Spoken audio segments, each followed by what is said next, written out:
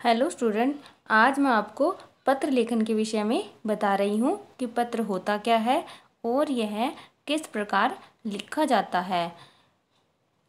पत्र एक ऐसा संचार का माध्यम है जिसके द्वारा हम अपने मित्रों, रिश्तेदारों, सगे संबंधियों आदि के बारे में जान सकते हैं या अपना संदेश उन्हें भेज सकते हैं। पुराने समय में यह संचार का सबसे अच्छा साधन माना जाता था।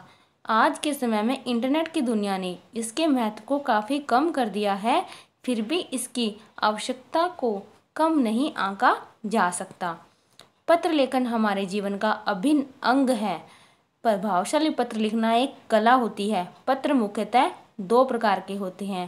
पहला औपचारिक पत्र, दूसरा अनौपचारिक पत्र। औपचारिक पत्र वह पत्र होते हैं जिनमें हमें औपचारिकताएं करनी होती हैं।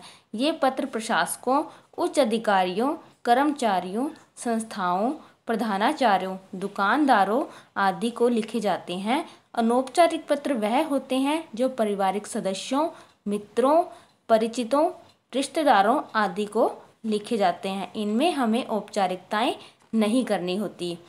पत्र लिखना एक कला होती है। पत्र लिखते समय हमें निम्नलिखित बातों का ध्यान रखना चाहिए। पहला, पत्र लिखन में लिखने वाले का पूरा पता व तारीख होनी चाहिए। दूसरा, पत्र की भाषा सहज व सरल होनी चाहिए जिससे पढ़ने वाले को आसानी से समझ आ जाए। पत्र में शिष्टाचार का पूरा ध्यान रखना चाहिए कि आप उसे कितनी शिष्टता से बात कर रहे हो। पत्र में अनावश्यक विस्तार नहीं होना चाहिए, केवल आवश्यक बातें ही लिखी जानी चाहिए।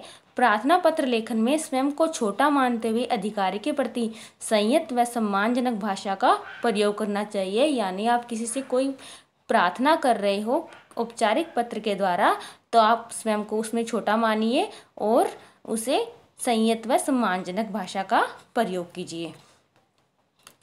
पत्र के कुछ अंग होते हैं जो कि प्रत्येक पत्र के लिए आवश्यक होते हैं, तो मैं आपको पत्र के मुख्य अंग बता देती हूँ।